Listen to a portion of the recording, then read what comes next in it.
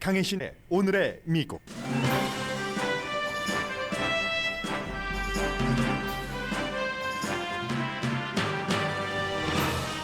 어제 드라마틱한 내려감과 회복을 보여준 주식시장은 현재 내림세입니다. 어제 오후 회복한 부분들은 모두 잃어버렸습니다. 마켓의 요동침은 이자율 인상과 연관이 있고, 이자율 인상은 인플레이션을 잡기 위해서입니다. 이자율 인상이 시작된 이후에도 주식시장과 인플레이션이 안정된다는 보장은 없습니다. 실업률은 내려가지만 아직 은퇴하기에는 젊었지만 나이든 세대에는 일자리를 구하지 못하고 있습니다. 우크라이나 사태에 대비해 미국은 8,500명의 군 병력의 대기령을 발동했고, 바이든 대통령은 서유럽 지도자들과 대응책을 논의했습니다. 그러나 전쟁 시작 여부는 전적으로 푸틴 러시아 대통령에게 달렸고, 모든 전쟁은 시작하면 그때부터 방향이 예측 불허입니다. 북한이 유엔 결의안 위반 사항은 아닌 수준의 미사일 발사를 했습니다. 뉴욕 대법원이 공공장소에서의 마스크 착용 의무화를 하지 못하도록 판결했습니다. 코비드-19 사망자의 4분의 3은 65세 이상입니다. 나이 든 사람이 젊은 사람에 비해 코비드-19 위험성을 더욱 걱정할 것 같은데 사실은 그렇지 않습니다. 여러분 안녕하십니까? 오늘의 미국 강예신입니다. 네, 지금 다우지수가 412포인트가 내려가고 S&P 500 지수가 96.94포인트, 나스닥도 역시 마이너스를 오늘 이제 장 거래되기 시작된 뒤부터 계속 이어가고 있는데, 어제 이 시간과 비교를 하자면은 어제 이 시간보다는 약간 그 폭이 낮습니다. 나스닥은 지금 411.34포인트 내려가고 있습니다. S&P 500 여전히 97포인트 마이너스인데, 어제 이 시간 어느 시점에 다우지수가 이게 그 1000 이상을 내려갔었던 그런 때가 있습니다. 그런데 아주 놀랍게도 로스앤젤레스 시간으로 그 오후라기보다는 뭐 아무튼 동부 시간으로 하죠. 장 여는 시간이 동부 시간이니까 동부 시간으로 한 몇 시간 사이에 굉장히 한 12시부터 4시 사이에 드라마틱하게 또 올라가기 시작해서 오늘의 미국이 끝나면서부터 해서 다우지수가 어제 99포인트 플러스로 마감을 했습니다. 주식시장에 관심이 없으신 분이나 투자를 하고 계시지 않는 분들도 많이 계시지만 이것은 굉장히 중요한 경제 지표가 될 수 있기 때문에 말씀을 드립니다. 드라마틱하게 내려가고 드라마틱하게 올라가서 오름세로 장이 마감하고 내렸지만 장을 끝냈지만 결국 오늘 다시 마이너스가 되고 있습니다. 그리고 지금 1월 25일인데 한 해가 시작되고 1월 지금 한 20일 조금 넘는 이 정도 기간에 이 주식시장이 10% 정도가 내려갔던 적이 역사적으로 없습니다. 그게 바로 지금 일어나고 있는 상황입니다. 해서 그 바이어가 결국은 뭐 테크 주식 같은데 나중에 그 올라간 이유 가운데 하나는 테슬라가 요즘에 주식 시장에서 어떤 그 지표를 보는 기준으로 사용되고 있는데, 테슬라 같은 게 많이 그 끌어올려서 어제는 그 플러스로 마감을 했고, 애플도 괜찮았습니다. 또 애플뿐만이 아니라 뭐 게임스탑이라든가 영화 그 AMC 같은 이런 주식도 굉장히 그 좋아서 나스닥이 어제 4.9%가 내려갔다가 0.6% 올라가서 마감을 했는데 4% 이상 하루 동안에 내려간 게 2008년 이후에 처음이랍니다. 그래서 이 모든 것은 사실은 어제 왜 그럼 그렇게 올랐는가? 테슬라가 어느 정도 끌어올렸다고 말씀을 드렸습니다마는 테슬라를 포함한 몇몇 주식이 그렇게 드라마틱하게 내려가던 것을 끌어올린 그 원인을 사실은 전문가도 이렇다 저렇다 분석을 하고는 있지만 정확한 원인은 아무도 모르는 것처럼 보입니다. 기본적으로는 이제 3월부터 이자율이 인상될 것은 거의 기정사실화 됐으니까 그것을 걱정하기 때문에 던지는 거죠. 팔아버리는 거죠. 그러니까 당연히 주식값이 내려가고 뭐 채권 같은 경우는 조금 사람들이 몰리고 있고, 나스닥은 현재 그 피크 때보다 10% 이상 내려갔는데 말씀드린 것처럼 이런 적이 없다고 하죠. 1월 달에 요 정도 기간 동안에 오늘도 지금 뭐 다우지수나 나스닥이나 내림폭이 현재로서는 거의 비슷하잖아요. 400포인트 이상 내려가고 있는데 1929년 이후에 S&P 500도 1929년 이후에 네 번째로 지금 요 며칠이 나쁜 그런 순간입니다. 그리고 이제 이건 시속게임도 이만저만한 시속게임이 아닌데 앞으로 몇 개월 동안에 자주 볼 것이다 하고 전문가들은 각오를 하고 있고요. 주식을 전혀 갖고 계시지 않는 그런 분들도 저 주식시장이 저렇게 흔들린다는 것은 경제가 불안정할 수도 있다는 거야. 그럼 내 일자리는 어떡하지? 하고 걱정을 하실 수도 있지만 사실은 별로 크게 걱정은 안 하셔도 그 일자리 부분에 대해서는 이미 일자리가 노동력이 부족하니까 특정한 나이대를 제외하고는요. 이 부분은 9시 35분경에 전해드리겠습니다. 대신에 이제 세이빙 어카운트라든가 아니면 일반 어카운트라도 이자율을 지급받으시는 분들은 앞으로 이자율이 오르면은 뭐 조금 괜찮겠죠. 그런데 전부 이제 기분뿐이고 이런 문제들이 왜 경제와 연관돼서 나에게 어떻게 해당될 것인가 하는 것이 가장 중요한데 3월부터 3년 만에 처음으로 이자율은 올립니다.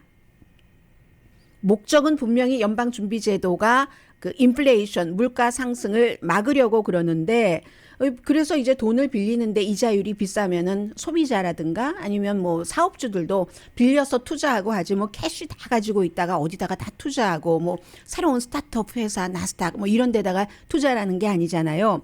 그래서 경제를 이자율을 올림으로 인해서 돈을 빌리는데 많이 들어가게 해서 조금 경제를 슬로우하게 만들겠다 하는 게 연준의 목표인데 돈을 덜 쓰게 하는 겁니다. 미국의 소비 자체가 이제 70%가 경제를 이끌어가고 있기 때문에 그래서 이제 이자율을 낮추고 그러면 주식시장은 이제 이자율을 높이고 하면 주식시장은 이게 조금 얼어붙는 항상 전통적인 그런 분위기로 가는데 이런 연준의 움직임에 대해서도 너무 늦게 대처했네. 인플레이션에 대해서 이렇게 말하는 사람이 있지만 일부에서는 너무 공격적인데 그러면 또 불황이 오면 어떡하지? 이자율이 올라가서 사람들이 또 소비를 하지 않아서 그러면서 인플레이션도 낮추지 못하면 어떡하지? 왜냐하면 공급망 문제 같은 것으로 생긴 부분이 굉장히 많다고들 대부분의 전문가들이 보고 있는데 그런 것을 이자율만 낮춘다고 그 물가 상승을 잡을 수가 있어? 인플레이션을 끌어내릴 수가 있는 거야? 예를 들자면 미국 사람들이 이제 코비드 19 기간 동안에 해외여행 같은 데 돈을 많이 쓰잖아요. 뭐 국내 여행도 마찬가지고.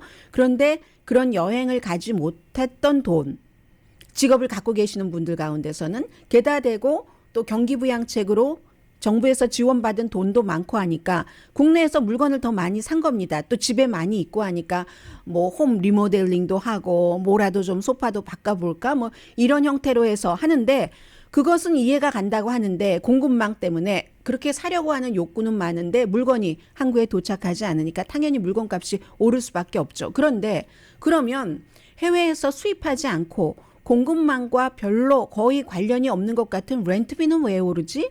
이렇게 볼 때는 꼭 이 이자율을 인상한다고 해서 많은 인플레이션이 낮아진다고 보장이 되지 않는다는 이 말도 상당히 일리가 있죠. 그러면 연준은 왜 내리지?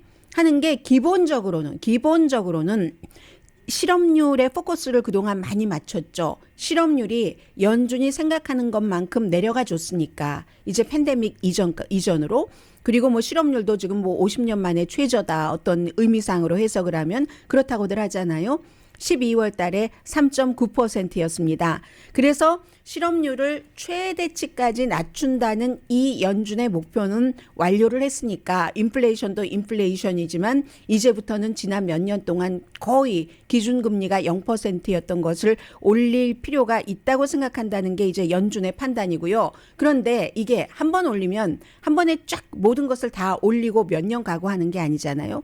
보통 기본적으로는 미국에서 한 번 올릴 때마다 이제 공개시장위원회하고 1년에 몇 번 그때마다 0.25%씩 올리는데 만약에 지금 일부 사람들이 생각하거나 예상하거나 아니면 기대하고 있는 0.5%를 한 번에 올려버린다 하면은 이건 또 패닉이 온다라고 보는 전문가가 많기 때문에 현재로서는 일단 3월 달에 0.25%를 올릴 것으로 예상을 합니다.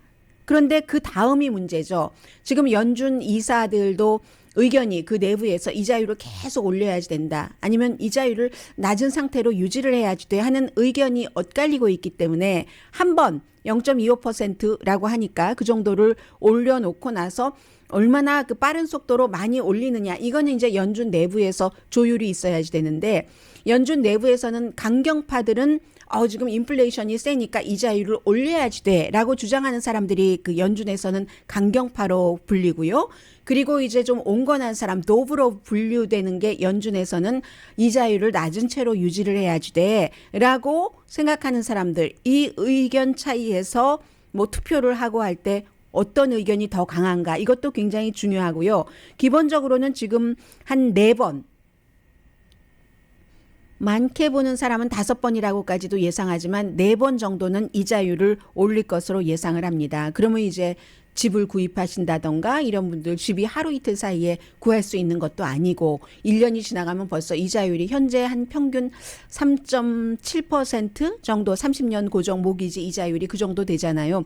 그것보다 4번 올려서 뭐 얼만큼 올린다 2%까지 간다 하면 굉장히 높아지는 거죠. 큰 돈에 있어서는 그런 것들이 있고요. 합치된 의견이 있습니다. 이게 이자율을 올린다고 인플레이션을 잡을 수 있다. 인플레이션을 잡을 수 없다. 모든 것은 시간이 해결한다. 이것 하나에는 모두 그 의견 일치를 보는 것 같고요. 인플레이션이라는 것이 지금 정치적으로 이 바이든 대통령에게는 굉장히 그 타격이 되고 있기 때문에 대통령도 부담을 갖고 있고 연방준비제도도 의장의 경우에 부담을 갖고 있고 지금 이제 공개시장위원회 회의가 열려서 오늘과 내일 이틀 동안 회의를 하고 나서 이제 이자율을 어떻게 할 것인지 여기에 대해서 뭐 뉘앙스? 이번에는 뉘앙스보다 조금 더한 어떤 결심 같은 것 아니면 플랜 같은 것을 발표를 하게 될 텐데 모두가 다 쳐다보고 있는 겁니다. 이것은 또 이제 그 대선과도 연관이 되고 물가니까 물가 상승은 유권자의 마음속에 콕콕 박히기 때문에 그래서 다 쳐다보고 있는데 어제 어떤 일이 있었냐면요. 왜 인플레이션과 이자율이 중요한가? 어제 이제 백악관에서 대통령이 인플레이션에 대해서 기자들의 질문에 답변을 했습니다. 그 답변하는 과정에서 모든 대통령들이 다 겪어왔었던 그런 문제를 그 바이든 대통령이 겪었죠. 예전에 트럼프 전 대통령이 있었을 때는 CNN의 기자가 계속 그 트럼프 전 대통령에게 좀 까칠한 질문을 했고 대통령도 까칠한 것보다 더 까칠한 답변을 하고 뭐 글을 백악관 기자회견에서 내쫓고 했던 일들이 아주 많았었죠. 비일비재해서 그런 것들이 많은 뉴스가 됐는데 바이든 대통령 들어와서 어제 처음으로 핫마이크라고 하죠. 마이크가 켜 있는 줄 모르고 대통령이 한 말. 그게 팍스뉴스에서 늘 대통령에게 이제 좀 어려운 질문을 하는 그런 기자의 질문이었습니다. 어떤 질문이었냐면 인플레이션이 대통령 당신에게 정치적으로 어떤 그 큰 타격이 됩니까? 뭐 물어보나 마나한 질문이잖아요. 사실은 어떻게 보면 인플레이션이 당신에게 대통령에게 타격이 됩니까? 라고 물어보니까 이때가 어느 때였냐면 기자들이 다 뭐든지 끝나고 걸어 나갈 때 박스에 그 기자가 물어본 겁니다. 그랬더니 대통령이 아니라고 그건 아주 중요한 자산이 될 거야.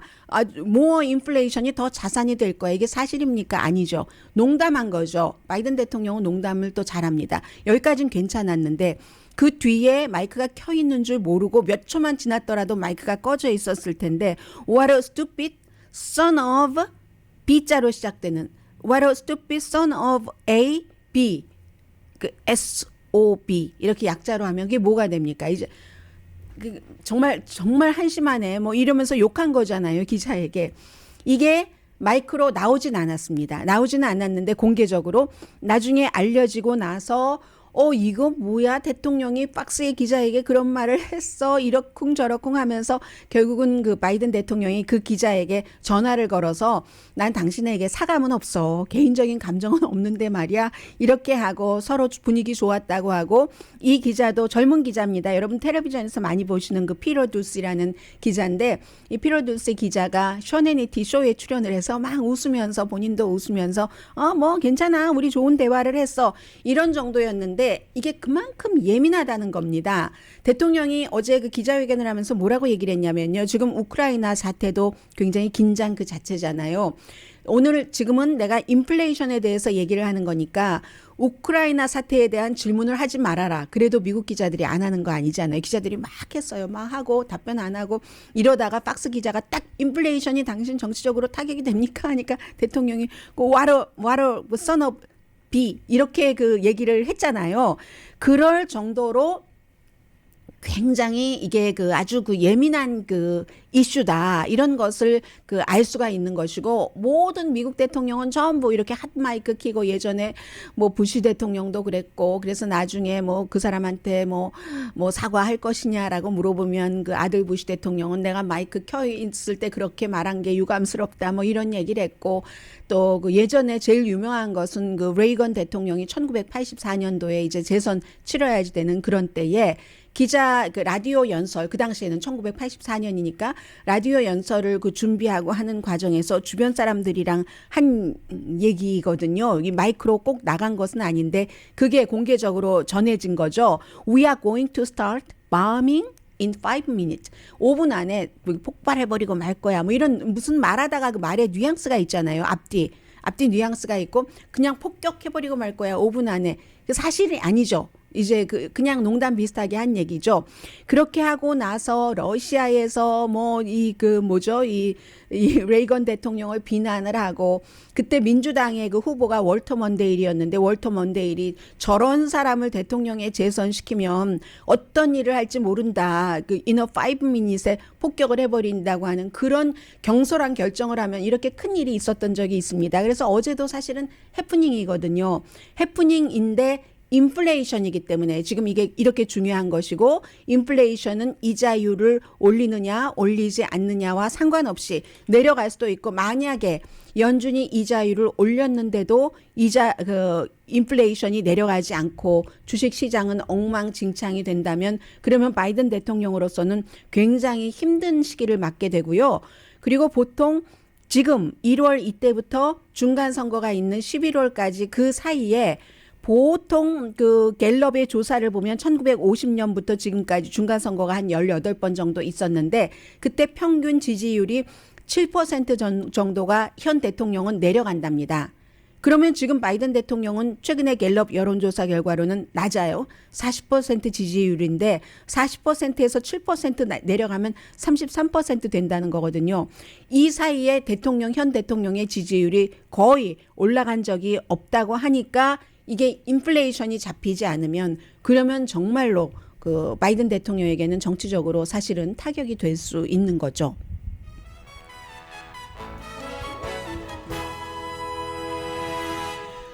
잠시 뒤에는 한국 분들과 미국 전체적인 그 분들과 시각에 좀 차이가 있는 것 같습니다. 코비드 19에 대해서도 그 나이 드신 분들의 시각 차이 같은 것들도 좀 전해드리겠고요. 그리고 이제 마스크에 관한 것도 잠시 뒤에 전해드립니다.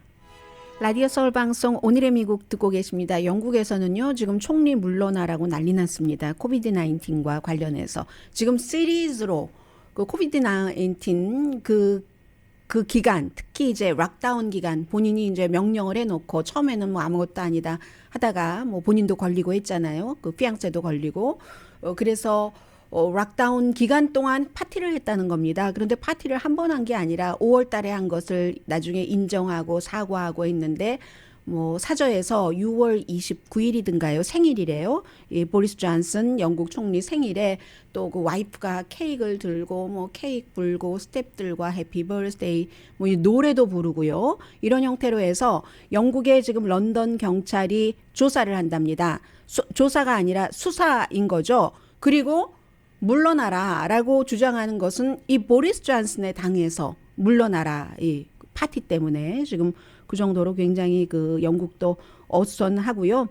이게 지난해도 아니고 지지난해 첫 해에 벌써 그렇게 됐네요. 2020년 그 6월 달 그의 그 birthday party 이것에 대해서 조사를 해서 위반된 거잖아요. 법을 위반한 것이기 때문에 거기에 참석한 사람들 당연히 스태프들이 있을 테고 정치인이 누구인가 그리고 파티가 한 번이 아니었다고 하거든요. 시리즈로 사람들에게 가만히 집에 있어 라고 명령해 놓고 본인은 파티했다는 거죠. 그러니까 물러나라 하는 게 영국의 사진으로 보면은 막 이렇게 붙여 있어요. 그 보리스 존슨 총리 사진이 있고 물러나라는 이런 사인들이 있습니다. 미국에서는 지금 그 오미크론이 거의 정점을 찍은 지역이 많고 그 확진자가 많이 늘어나고 있지는 않아요. 그러나 거듭 말씀드리지만 확진이 멈춘 부분에서 한 3주일 정도까지는 더 봐야지 사망자 피크가 나오니까 그것보다 뭐 지역에 따라서 이 오미크론의 그 사망 기간이 델타보다 훨씬 짧기 때문에 오미크론 정말 앓은 지 며칠 만에 숨졌다 이런 분들도 계시거든요. 그렇기 때문에 한 3주일 정도는 보통 보고 있는데 이게 지금 그 케이스는 내려가거나 아니면 그대로 있는 그런 지역이 있다고 하는데 사망률이 또다시 늘어나서 한 일주일 사이 며칠 사이에 늘어나서 다시 하루에 지금 미국에서 2,000명 이상이 숨지고 있습니다. 그러니까 이야말로 사망률까지 더 올라가서 정점을 찍고 나면은 내려갈 수 있다는 그렇기 때문에 뭐 4월 정도가 되면은 조금 안심할 수 있는 것 아니야? 특별한 변이 바이러스가 새로 나오지 않는다면 이런 희망을 품게 되는 거죠. 그런데 사망하신 분 가운데서 미국에서 4분의 3은 65세 이상입니다. 그리고 사망한 사람의 그 대부분 이상이 백신 접종 당연히 안 받으신 분들이고요. 백신 접종을 안 받으신 분들이 사망할 확률이 100배랍니다. 백신 접종 받으신 분보다 사망 확률은 입원할 확률은 이제 그것보다 더 뭐 적긴 하겠지만 입원을 해도 사망은 피할 수 있다는 거죠. 그런데 여기에 대해서 그러면 65세 이상의 4분의 3이 사망을 한다면은 65세 이상이 젊은 사람보다 이 코비드 19에 대해서 훨씬 두려워하고 하는 마음을 갖고 있을 것 같잖아요. 여론조사를 해봤더니 여론조사 기구입니다. 어떤 언론 매체가 아니라 모닝 컨설트에서 한 4,000명을 대상으로 여론조사를 해봤더니 나이 든 사람이나 젊은 사람이나 코비드의 위험도에 대해서 비슷하게 생각하거나 어떤 케이스는 젊은 사람이 물어보는 질문에 따라서 더 많이 위험하다고 내가 코비드 걸려서 아플까 봐 걱정이에요. 이런 답변을 나이 드신 분들보다 젊은 사람이 더 많이 했다는 겁니다. 어떤 케이스냐면 18살에서 34살 사이에는 내가 코비드 19에 걸려서 아플까 봐 대단히 걱정해요. very 걱정해요. 하는 게 23%였는데 65세 이상은 17%밖에 안 됩니다. 35세에서 44세, 45세에서 64세도 20%는 걱정을 해요. 젊은 그룹이 가장 많이 23%, 18살에서 34살 사이. 그 다음이 20%, 65세 이상이 사망자의 4분의 3인데 대단히 걱정되는데요. 아플까봐 걸려서 17%입니다. 그리고 이제 somewhat 조금 걱정한다 뭐 이런 형태로 젊은 사람이 더 그런다는 거거든요. 왜 그러느냐? 정치 성향 때문이라고 분석을 합니다. 나이 드신 분들은 좀 우파 쪽으로 공화당이고 젊은 사람들은 진보, 민주당. 그래서 젊은 사람들이 질문을 한 여러 가지 질문을 보니까 우리 커뮤니티가 안전하지 않아요. 이게 이제 민주당이 훨씬 많고 젊은 사람이 많고 그래서 아플까 봐 걱정한다는 겁니다. 우리 아이가 학교에 갔을 때 또 우리 나이 드신 부모님이 아프실까 봐 걱정하고 내 친구들도 이렇게 걱정을 더 많이 하는 그룹이 65세 이상이 아니라 젊은 사람이라는 겁니다. 민주당일수록 걱정을 하고 공화당일수록 걱정을 별로 안 하고 마스크 안 쓰고 다니는 걸 자랑스러워하고 뭐 플로리다 마스크 안 쓰고 다니는데 워싱턴 DC 가니까 바보처럼 전부 마스크 쓰고 다녀. 굉장히 이상해. 이런 말을 공공연하게 하고 그런 분들은 이제 공화당 가운데서 많다는 겁니다. 그래서 그럼 정답이 있을까? 사실 여기에 정답은 없는 거예요. 왜냐하면 내가 거기 코비드 19에 걸려서 아플 것 같아 하고 위험하게 느끼는 게 이렇게 뉴욕타임스의 기자는 이렇게 표현을 합니다. 폭풍 속에서 그걸 아주 그 대담하게 안전하게 난 자신이 있어 하고 운전하시는 분들이 계시잖아요. 그냥 얕은 이 바다에서 물놀이 하는 게 아니라 막 바닷속을 헤엄치고 다니고 뭐 해양 경비대도 없는데 이러시는 분들이 있잖아요. 그렇다고 또 그분들의 그런 행동을 나쁘다 좋다라고 옳다 그르다라고 판단할 수는 없는 것이라는 거죠. 잘못이라고 판단할 수는 없는 거라는 거죠. 그러니까 닐 고서치 같은 연방 대법원이 옆에 자리에 67세의 당뇨 환자인 이 소니아 소토마요르라는 그런 그 동료가 앉아 있는데도 마스크 안 쓰고 말하고 거리두기도 없는데 그럴 수 있다는, 그것도 잘못이다라고 말할 수는 없는 거라는 거죠. 다만 상대를 얼만큼 배려하느냐, 사회 속에서 섞여서 살 때 그런 거라는 거죠. 세라 페일린이 어제 말씀드린 것처럼 백신 접종 안 하고 양성 반응 나온 것을 뭐라고 마구마구 비난을 할 수는 없어요. 사실은 그냥 본인이 조금 더 그 다른 사람도 위험에 빠지지 않도록 행동을 해주도록 그 좀 독려한다던가 원한다거나 이럴 수는 있지만 어쨌든 그렇기 때문에 결과는 사망자가 공화당이 훨씬 많습니다. 민주당에 비해서 그 인구 비와 여러 가지로 다 해보면 백신 접종을 안 하니까 86만 5천 명 이상이 지금 숨졌는데 대부분 이상이 백신 접종을 안 한 사람입니다. 그리고 이제 이런 것도 있어요. 아이가 리모트로 교육을 받는 것, 이렇게 교육을 받다 보면 학교에 안 가고 그러면 좀 학습에 있어서 뒤처지지 않을까 걱정을 하는가? 이런 질문에 대해서는 민주당은 71%가 걱정한다고 했고 공화당은 61% 걱정하는 비율이 조금 낮은 겁니다. 그리고 이제 아이가 학교를 못 가니까 친구들이랑 놀고 하는데 사회성 같은 것을 저절로 배우잖아요. 그런 것들을 배우지 못하는 것을 걱정하는 부모도 민주당이 더 많습니다. 69%, 공화당 64%. 그리고 아이가 그런데 또 대면 수업을 함으로 인해서 아프면 어떡하는가 이런 것을 걱정하는 사람도 역시 민주당이 더 많습니다. 69%, 공화당은 64%. 아니 공화당은 49%, 민주당은 83%. 학교에 가더라도 아플까봐 걱정하는 그런 그 민주당 부모님들은 83% 걱정을 하시는데 공화당 부모님은 49%만 걱정을 하신답니다. 기본적으로 코비드 19에 대한 생각이 다른 거예요. 나이 드신 분들이 이 공화당 성향이 많기 때문에 오히려 젊은 민주당 성향의 사람보다 코비드에 대한 그 위험도 같은 것을 덜 생각하시는 것처럼 이 부분은 한국 분들과는 코리안 아메리칸 한인 분들과는 굉장히 전체적으로 이렇게 인종을 보고 일 때 차이가 조금 많이 있다는 것 같고요. 민주당이 이 모닝 컨설팅의 그 조사 결과를 쭉 분석한 결과입니다. 민주당은 자신이 속한 당을 이렇게 생각을 한답니다.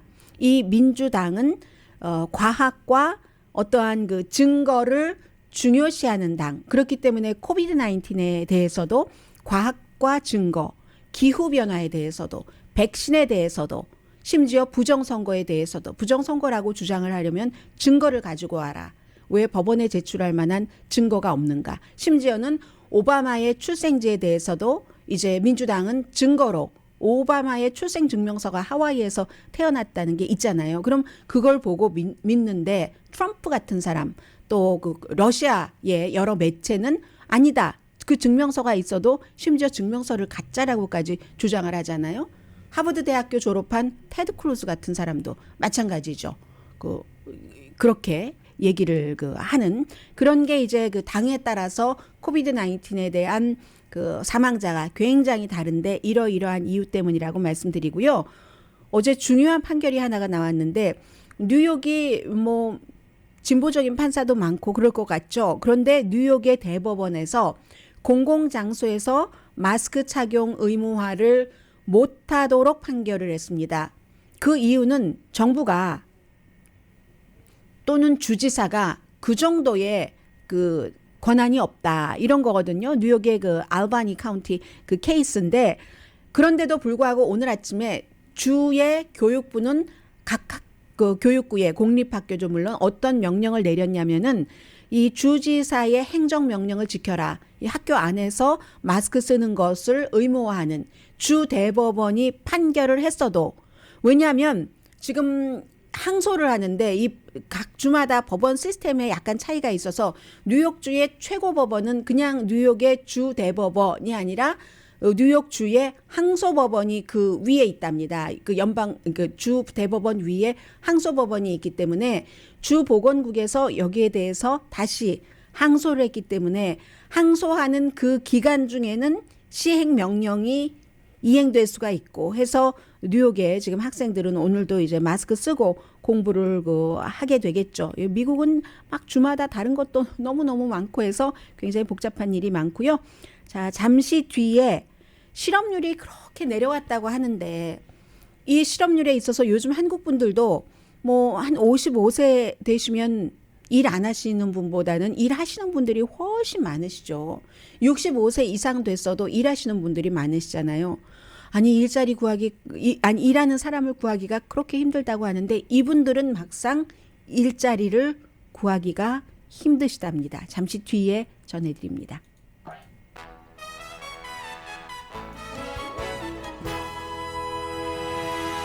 라디오 서울 방송 오늘의 미국 듣고 계십니다. 네, 10년 만기 미국 그 국채는 지금 현재 1.75% 상승세이고요. 그리고 원유값, 크루드 오일도 지금 배럴당 30이래요. 85달러 25센트 올라갔죠. 올라간 것이고 다우지수 지금 한 1% 내려갔고 S&P 500 1.81%, 나스닥 2.71% 지금 내림세 기록하고 있습니다. 유로화도 지금 많이 내려가고 있는 그런 분위기고요.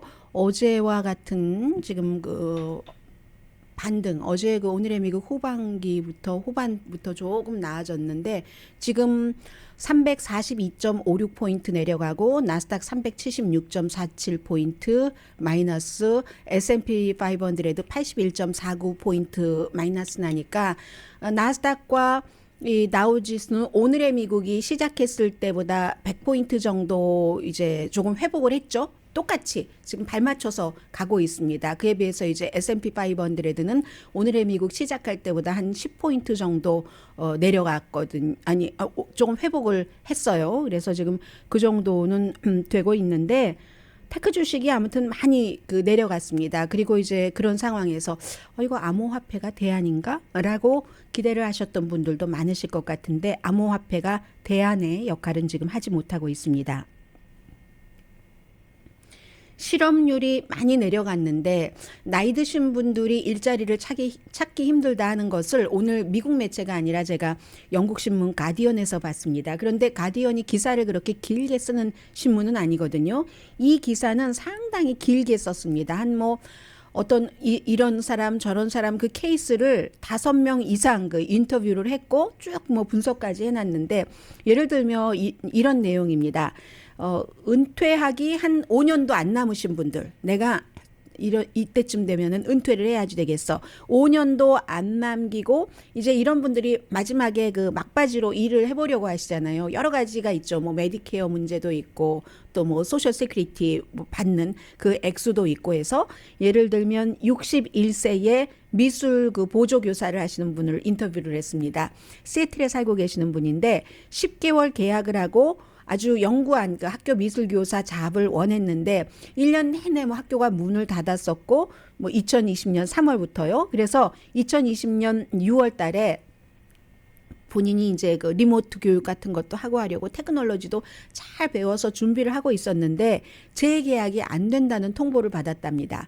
그래서 그 다음부터는 이 학교 저 학교 하루 이틀 이런 식으로 누군가가 코비드 19 때문에 학교에 출근을 못해서 갑자기 아주 당혹스럽게 갑자기 누군가를 구해야 될 때 그 학교로 배치가 된다던가 그러면 이분은 나이가 지금 61세인데 걱정이 된다는 겁니다. 한 군데 늘 가던 곳을 가는 게 아니라 이렇게 저렇게 가고 또 장기적인 계약도 없고 게다 대고 또 부모님도 나이 드신 부모님도 계시고 하니까 이래저래 위축되고 일자리도 안정되지 않고 하는데 이런 비슷한 분들이요. 55세 이상이 570만 명이 지난해 3월과 4월에 지난해라기보다 지지난해부터라고도 볼 수 있겠네요. 일자리를 잃어버렸는데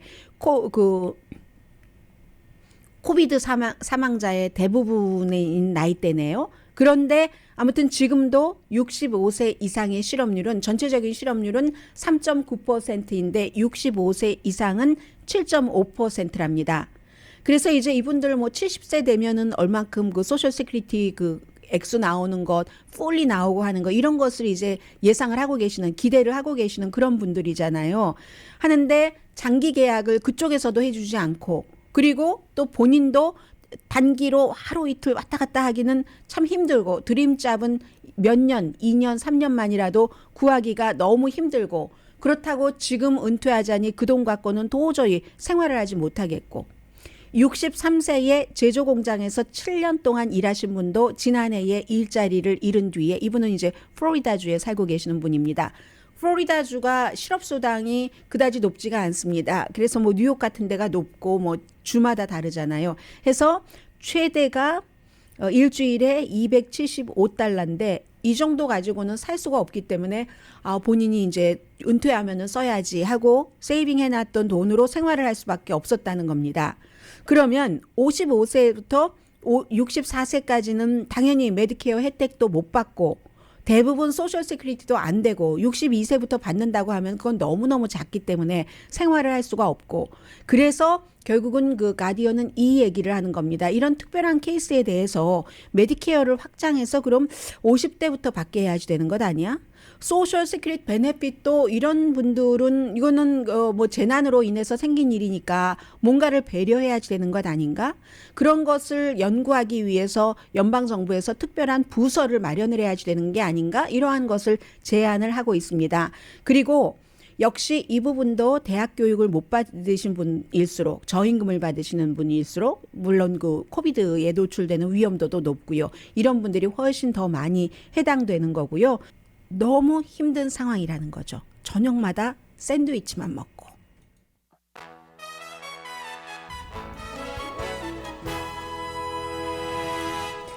라디오 서울 방송 오늘의 미국 듣고 계십니다. 북한이 이제 그 미사일을 두 기 발사한 것은 일단은 유엔 안전보장이사회의 그 결의안 위반은 아니기 때문에 자꾸만 올 들어서 한 달이 채 지나지 않았는데 5번째 발사한다는 것은 위험 신호이긴 합니다만 뭐 이번은 극초음속도 아니고 하니까 크루즈 미사일이기 때문에 고도가 조금 낮잖아요.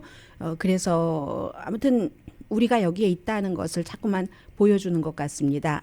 그리고 바이든 대통령이 어제 이제 그 유럽의 지도자들과 통화를 하고 우리는 완전히 단합됐다. 이게 바이든 대통령과 보리스 존슨 영국 총리가 각기 이제 그 나라에서 한 얘기인데 특히 이제 8,500명 군은 대기를 하고 있어서 무슨 일이 있으면 러시아가 우크라이나를 침공한다면 바로 배치를 하는데 미국이 직접 나서는 건 아니고요. 나토 연합군이 있기 때문에 그쪽으로 이제 보내는 거죠.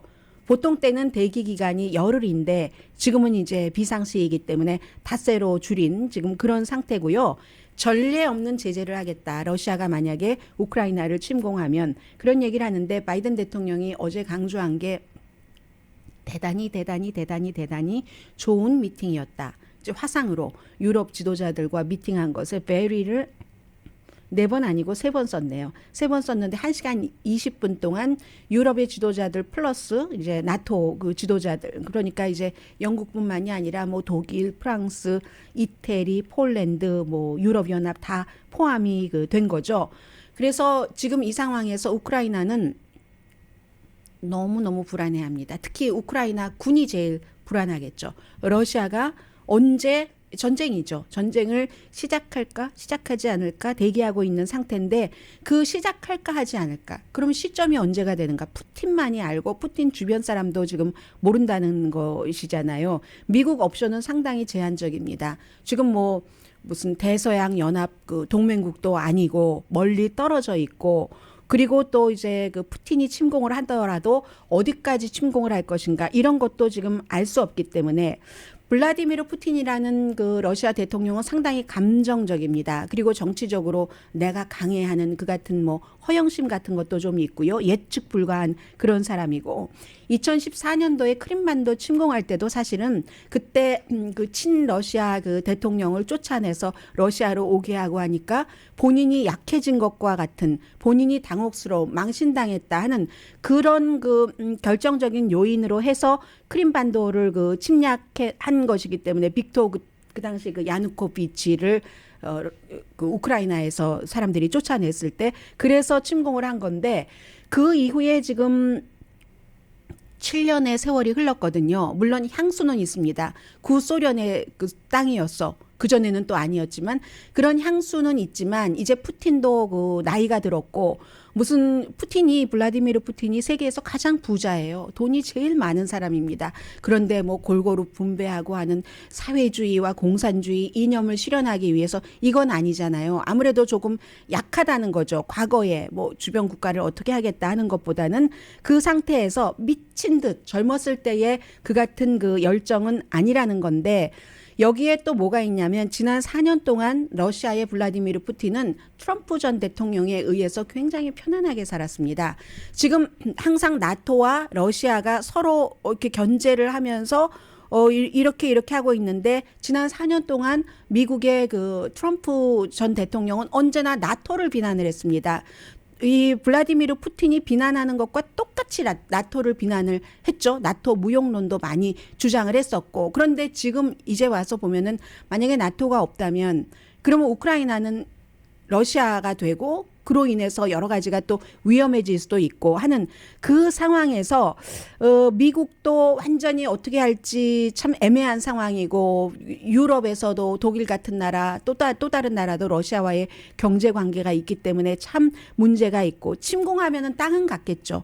그러나 땅만 가져도 계속 그 안에서 반발도 있을 테고 그 다음은 무엇을 할 것인가도 푸틴으로서 명확해 보이지 않는다는 게 전문가의 그 말인 거고요. 그에 비해서 그러니까 이쪽에서는 내세울 수 있는 게 미국과 그 서유럽에서는 경제 제재를 혹독하게 할 것이다. 특히 푸틴 당신 측근의 그 자산들이 위험에 처할 수 있도록 그렇게 되면은 항상 전체주의의 지도자, 독재자들은 주변 사람들을 돈을 가지고 다루잖아요. 그 사람들의 재산이 줄어들기 시작한다는 것은 그 푸틴에게는 굉장한 그 마이너스라고 할 수 있고요. 그럼에도 불구하고 군사 충돌이 일어날 것인가? 일어난다면 모든 전쟁은 예측 불가입니다. 그 방향이 컨트롤하기도 힘들어집니다. 저는 오늘 그냥 좀 멍하게 차나 마시고 즐겁게 지내고 싶어요. 좋은 화요일 되세요. 강희신이었습니다.